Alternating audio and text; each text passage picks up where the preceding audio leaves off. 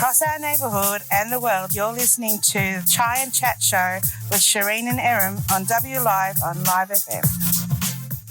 Welcome, everyone. We're live from the Wyndham Community and Education Centre, Melbourne, Australia, and you're listening to W Live on Live FM. My name's Shireen, and my co-host is Erum, and today's topic is healthy relationships. And I'm so excited, Erum, because I feel already connected to you somehow only after knowing you for a few months and feeling that there's a friendship and a relationship about to embark on a big adventure. Exactly and absolutely. And look, this is the live proof of the healthy relationship. Like how can we develop? Yeah. We were stranger to each other, Yes. and the way we have developed our really good and healthy relationship is amazing. Exactly. And we are no longer a stranger to each other. Well, I think there were some key elements in there. Exactly. And I think, that something that you've really been passionate about all along is the respect, the kindness, the communication, the active listening, and the willingness to keep wanting to help each other and to make this relationship work. I think it comes from something that we've tried to I suppose, instill in our lives. And let me ask you, what made you become so passionate about healthy relationships? Yes, and I would like to add one more key element, which is acceptance. Acceptance, Yes, definitely. the space we give to other person Mhm. to develop the really healthy and good relationship. And why I am passionate about it, as I am strongly engaged with community and from diverse cultures, people from diverse cultures, not only my community. And I have found at the end of the day, whatever faith we believe on, whatever the culture and community we belong to, at the end of the day, we all are human beings, Yes. and we all need the same values, and we all have the same desires. So I have heard a lot of stories, and people come to me from different cultures, and when they discuss about their challenges, then I have found that this is a common issue we Mhm. all face in our life, whatever the relationship. For example, if this is something about partners, between partners, or between parents and their children, at work, in Mhm. management, with workers, and at a school, Yes. teachers and teachers and children. So we have the same desire of acceptance and be respectful. Yeah. This is the main key which can develop a really good relationship and a strong bonding between Definitely. two. Definitely. And Iram, I think that what I'm hearing too is that that acceptance, I think we ourselves personally need to see within ourselves the acceptance of where we want to be in that relationship. Like I suppose the growing up, I've seen a lot of different things. I was taught a lot of different things and I was being made aware of a lot of things in regards to relationships and our surroundings and our environment. Growing up in a family of 5 children, um, and a big family, extended family, aunties, uncles, cousins. It was always enjoyable, being around each other and stuff and learning to live with each other and sharing like one room with 4 beds and and what I did see was there was a lot of things that I didn't want in my life later on in life, in relationships. I really got scared of that word divorce, and it was something like I feared. I don't want that. If I'm going to go into a marriage or a relationship with someone, I want it to be something for life, and I'm so blessed to have been married for 25 years with my husband Miguel. That's And great. I think it's important to have all those key aspects that we were talking about.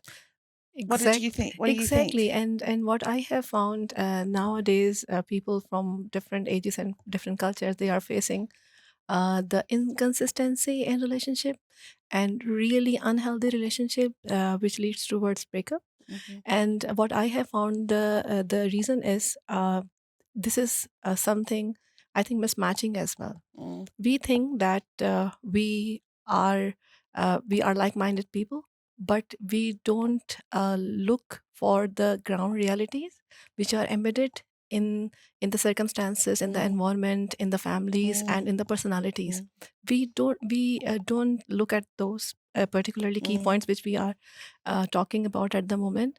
And I think if we make a standard, a criteria, if we see some stranger or wherever we go, means like in a school, at work, or anywhere, and if we first of all we are focused on that, if I am interested in that person, or if I am willing to listen to that person, first of all I need to check myself. mhm, Then I have to check the same thing in the other person. If the other person is really respectful, if he or she is interested in listening to me, mhm. or active listening, not only listening but active listening. Active listening will show the interest and the willingness to listen to me, and it Yeah, will make me feel respectful and valued. So definitely. this is the start of any relationship, wherever you go, and means between anyone. Yeah.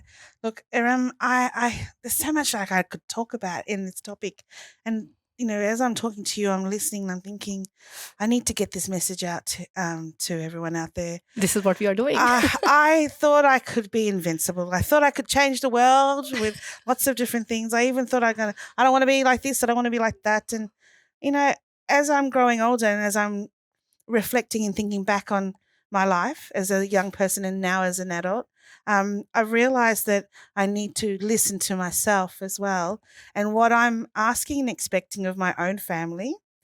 How did my parents, even my husband's parents, deal with situations like this?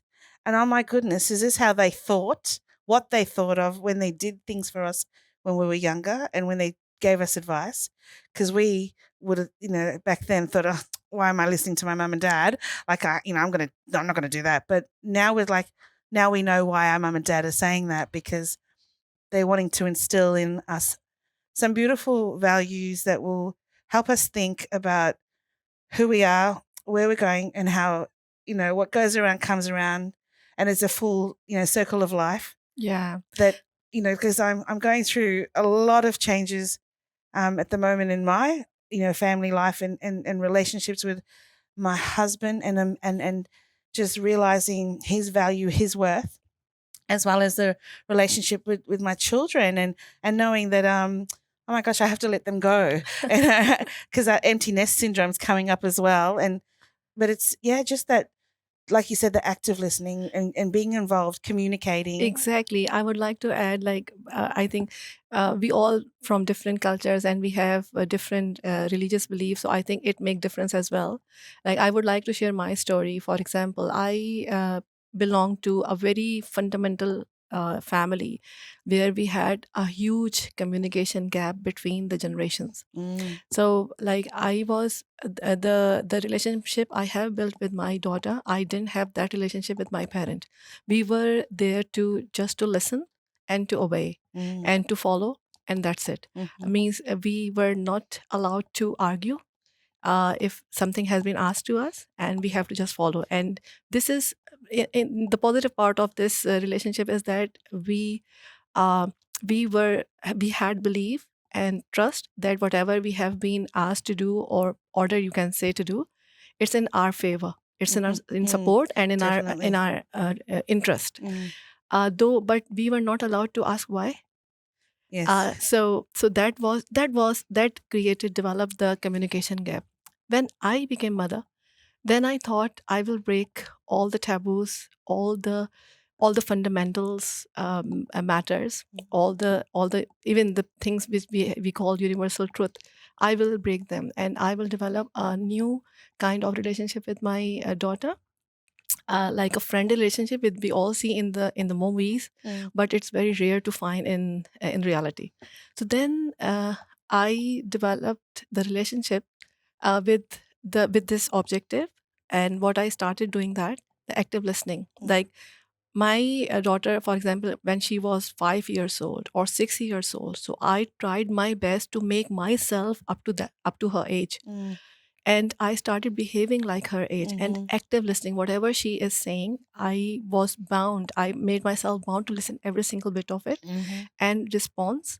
and participate in whatever she's talking about, though it is not of my interest, like 5 years old or 6 years old Exactly. girl. Yeah. But from that time, when I started doing that, now my girl is 14 years old. And now she has been developed that type of relationship with me, that even now, if, for example, if we are watching a movie and if there's a notification of message, or someone is calling, and because we both are like watching the movie, so mama, no, don't attend the phone, no mama, no. And even if I'm saying, can I please, I think it's an urgent call, no, no, no, no, no, just leave it, we are watching, you cannot leave.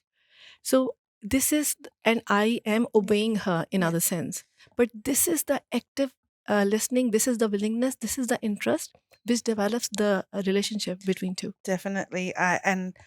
I think that understanding what active listening is, it's not just what the person's saying, it's the feeling that's coming across in their communication, it's the body language, even our facial gestures. I mean, there's nothing like somebody's eyes rolling at you, is there? And you're thinking, oh goodness, am I boring them or am I annoying them?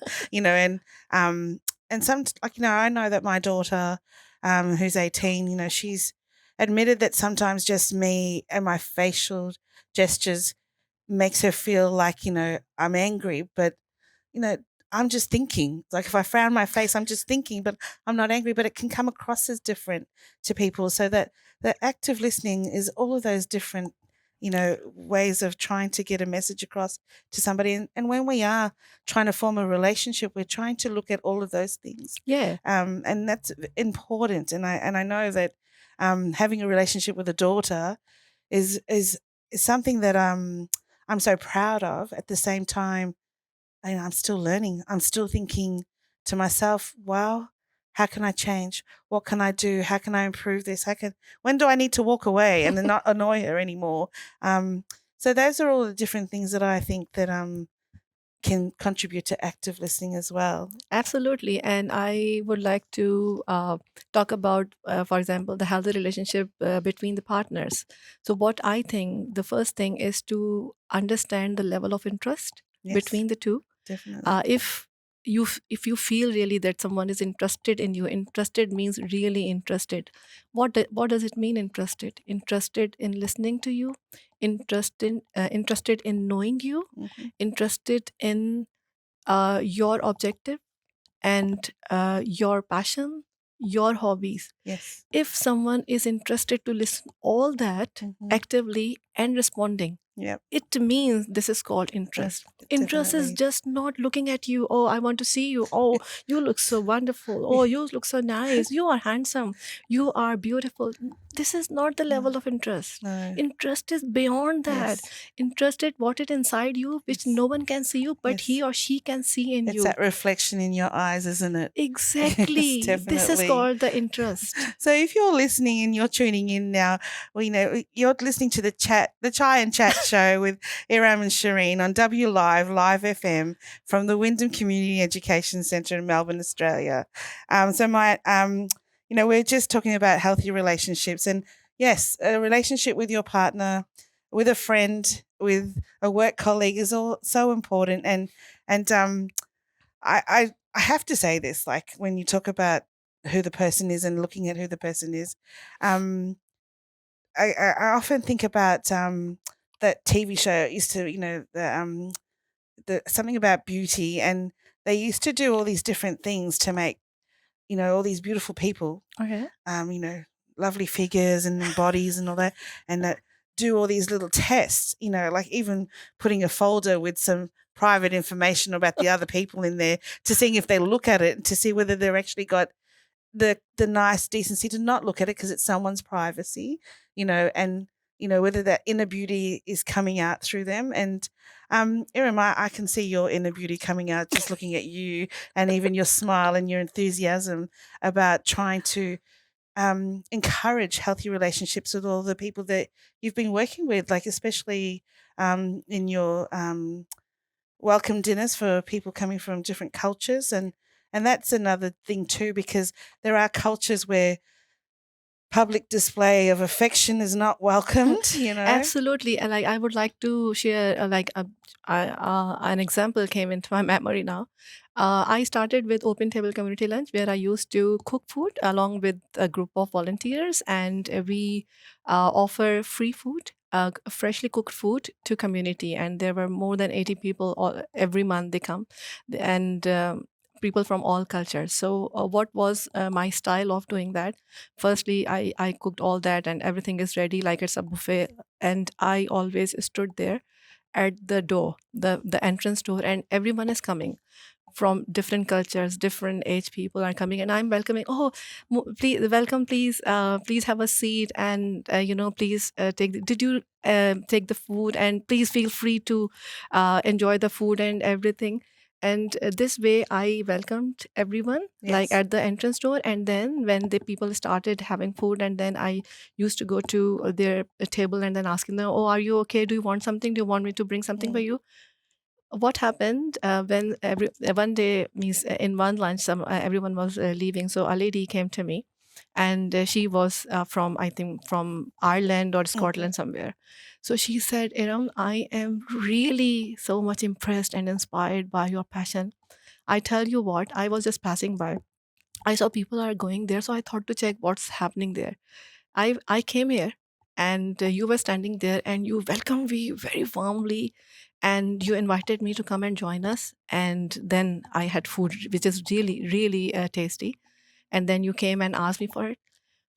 When I came in and I entered, I thought it is your family function, because the way you were standing there, so it's your family function. But then I sat there and I talked to people, then I found, oh, that's a monthly open table, and you cook food here and you offer food. So I was really surprised, because the way you welcome me, Yes. I cannot imagine that you are a stranger to me. I thought maybe you are thinking, means one of your Yes. friend or family friends. So I have joined there. Yeah. So she had tears in her eyes. She Yeah. shedded tears, and she said, "We need more people like you." Then I thought, what I'm doing and why I'm doing that. Yeah. I asked question to myself, and then I found that I want to make people happy, and the happiness which I see on people's face, it gives me more energy in life. Of course. Of And course. this way I develop the healthy relationship with Definitely. every single community member. And what I'm seeing and what I'm hearing is that you were actually just being kind by saying hello, by welcoming. And lots of places you go to, unfamiliar territories, like even if you go to a new church or a new I go there. school, a new job, it's always like uncomfortable because you don't know people. But where there's that one person that welcomes you and makes you feel like, wow, this could Engaged. be a place that I could fit in with and have some good work ethics here, some good, spiritual connection, or just make a friend. It makes a big difference. It really does. And, um, I know that in my healthy relationships that I've had with lots of people, it all came to fruition when I came out of my coma and I came home. Um, my husband had like probably a stack of cards of over 100 cards of people sending my family well wishes. I think we got so many food parcels for my family that I think we had about 10 wheat bix boxes, and what I saw was kindness. What I felt was love. What I felt was, you know, um, I suppose, like you said, a connection, and relationships don't have to be difficult, don't have to be something in your face every day. It's just something where you can feel safe. Absolutely. I would like to share my thoughts about it. Like, there is a healthy relationship between the friends as well. Like, in my opinion, how do we make or how do we develop healthy relationship between the friends? First of all, how do we make friends? Like, what I think, when we see some stranger, we have this big space. Hmm. So this space always divides into two. Half a space is for the other stranger, half a space is for me. The more space you offer to the stranger, the more chances to develop the healthy relationship. Definitely. People who know me, they always say me, Iram, the your space, the half space you own, you always give at least 80% of that space to the stranger as well. First of all, you give opportunity to the person, and then if person is really interested in you, Mm-hmm. then they always like to be a friend with you. Mm-hmm. So this is the key element, I would say, the first strategy or initiative or action if you want to make someone Yep. friend. Yep. Then after you find if someone is really like-minded, for example, 50% of the likes and dislikes, are similar, then you make someone friend. And after you make the friend, again, the first thing is the welcome. Yes. You are welcome to the stranger, you are kind to the stranger, you are respectful to the Yes. stranger, and really you are actively, willingly Yeah. want to listen to that Exactly. person. It's, Then it just it brings that connection, doesn't it? And it allows the relationship to form. yeah, And where it's taken, we don't want to come across as needy, where we're always in their faces, yeah, but we want to come across as willing to be there, and that we will support them, and that we're genuine in the relationship that we're trying to do. yeah, like for You know. example, in between us, if you see I am keen to listen to you, means like I am just putting my hand here in my, like my face in my, I'm holding my face in my hand and just listening to you. So it shows that I am really interested listening in you, Yes. and actively Yep. and willing. So this gives a value to you. So you feel yourself, oh, I'm a celebrity, like that someone wants to listen to me and really interested, Yeah. It makes you feel special. It makes you feel like that you're valued. part, yeah, you're part of that. I remember when I was younger, dating the boyfriend, my dad said, like, stop running after him, And I'm like, I'm not running, Dad. I'm just talking to him on the phone. And then I didn't understand what he meant. Mm, What he meant was like, mm. the relationship goes both ways. You can call and you can talk to him, and you can give them all your love, all your kindness, but you want it to come back to you as well. And when I met my husband, it was like, I get it. I understand what my dad's talking about, Now, because he was showering me with lots of attention and love and time. And so, look, healthy relationships, no matter where we are, and spiritually, can always help us. And I know that many people know about that saying, do good to others as you would like done unto you. And mm. or when you do good for others, it'll come back to you threefold, tenfold, whatever it might be. But Erum, I thank you so much for being here with me today, and just discussing about healthy relationships. Unfortunately, we don't have much time today, but it's been great talking to you today on a Chai and Chat show, live from Wyndham City, Wyndham Community Education Centre in Melbourne. And you have been listening to W Live on Live FM. Thank you, Eram. Thank you, Shireen. Thank you. Across our neighbourhood and the world, you're listening to Chai and Chat show with Shireen and Eram on W Live on Live FM.